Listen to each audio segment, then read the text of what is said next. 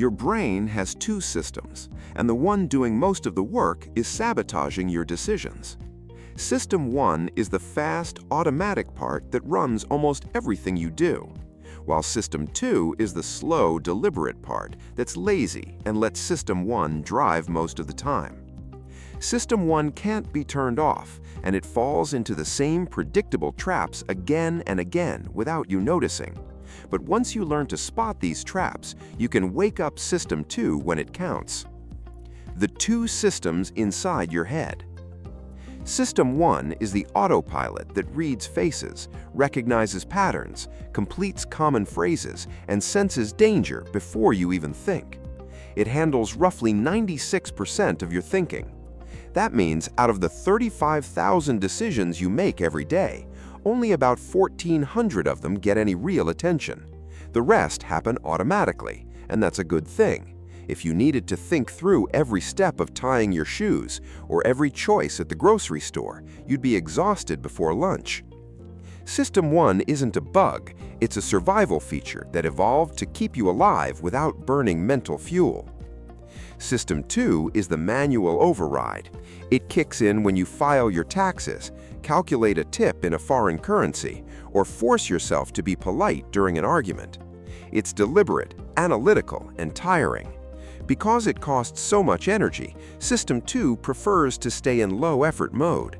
It doesn't verify every suggestion System 1 sends up, and it usually just rubber stamps them instead.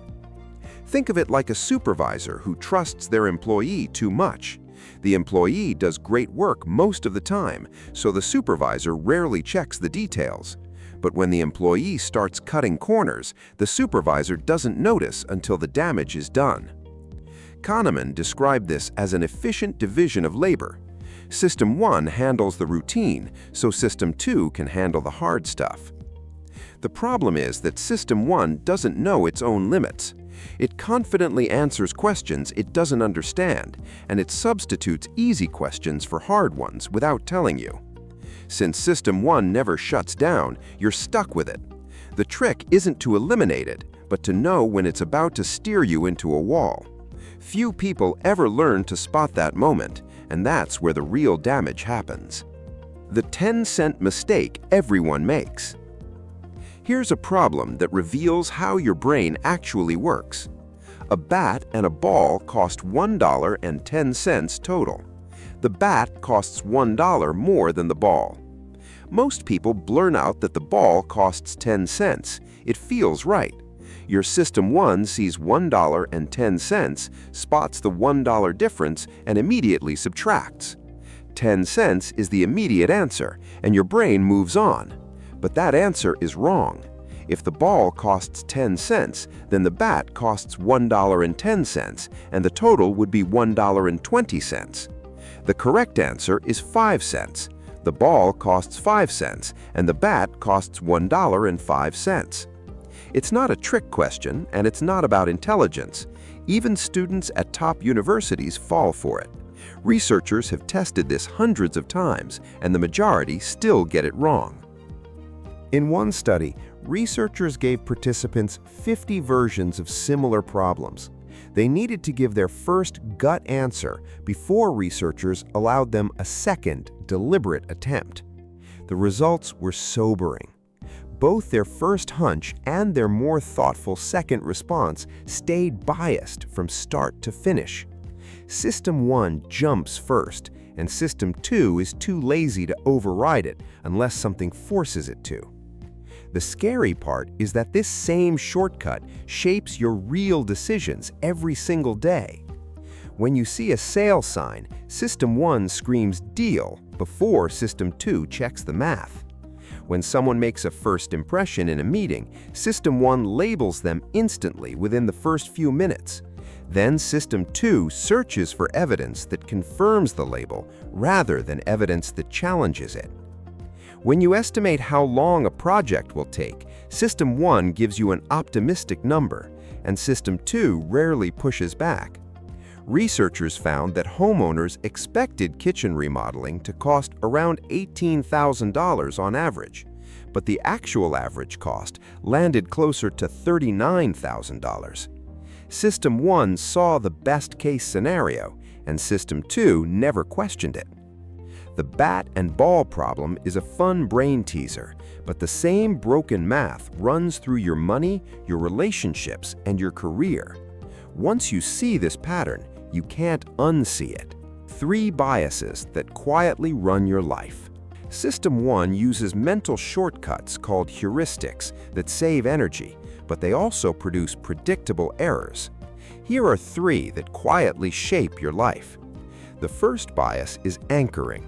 The first number you hear locks your judgment, even if it's completely irrelevant. In one of Kahneman's examples, those asked whether Gandhi lived past 114 gave much higher age estimates. Those asked whether he lived past 35 gave much lower ones. The random number became an anchor. When you negotiate, the first offer sets the whole playing field. At a restaurant, the most expensive item on the menu makes everything else feel like a bargain. Stella Artois became a premium beer partly by being priced as the most expensive option on the menu. The price didn't reflect the taste at all, because the anchor alone was setting the perception. Your brain grabs the first number it sees and uses it as a starting point, and it rarely wanders far from that starting point. Next comes the availability heuristic. The easier an example comes to mind, the more dangerous or common you judge it to be. After a plane crash dominates the news, people overestimate the risk of flying and avoid it. After a violent crime story goes viral, people think crime is rising everywhere. Your System 1 uses memory as a proxy for frequency, and the media controls what you remember. If you can think of it, your brain assumes it must be important, even when the actual statistics say the opposite. Then there's loss aversion. People feel losses about twice as strongly as equivalent gains. This is why you hold on to a falling stock, hoping it bounces back, even when selling and reinvesting is the smarter move. It's also why free trials work so well.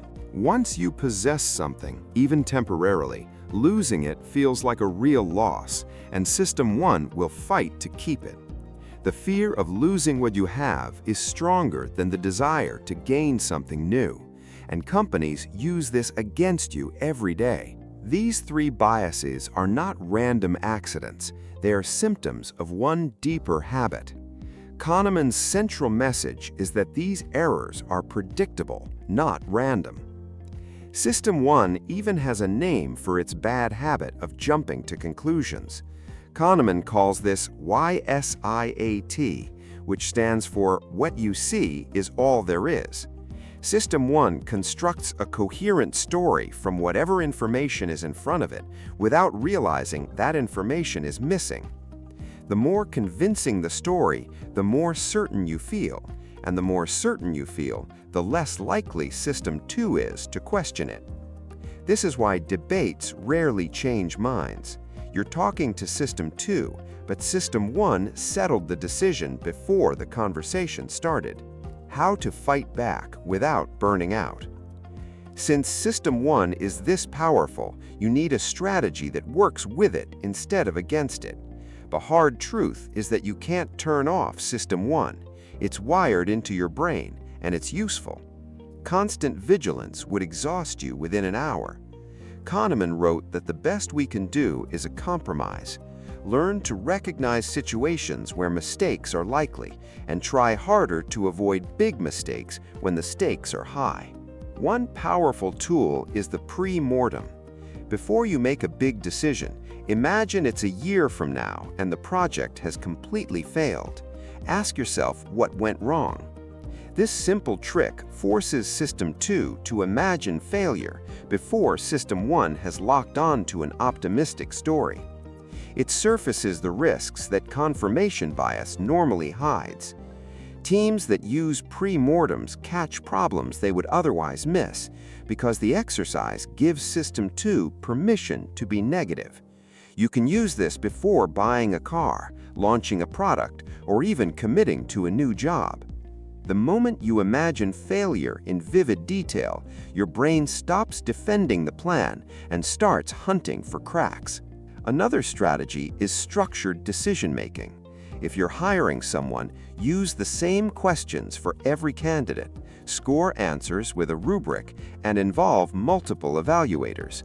This makes it harder for System 1 to drive the process alone.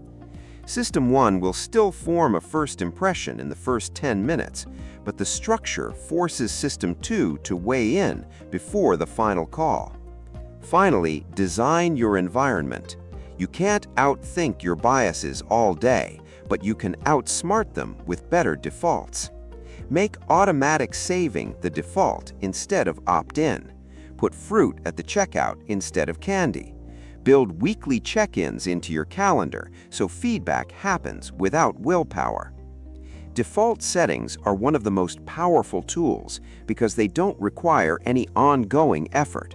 You set them once, and System 1 takes the easiest path automatically. Countries where organ donation is the default see donation rates hit 80 to 90%. In opt-in countries, the rate is 15 to 30%. The behavior stays the same no matter what, because only the context changes. So stop trying to change your mind and start changing the situation around it instead. Conclusion: System 1 is useful but dangerous, and the only defense is knowing when to slow down. You don't need a perfect brain.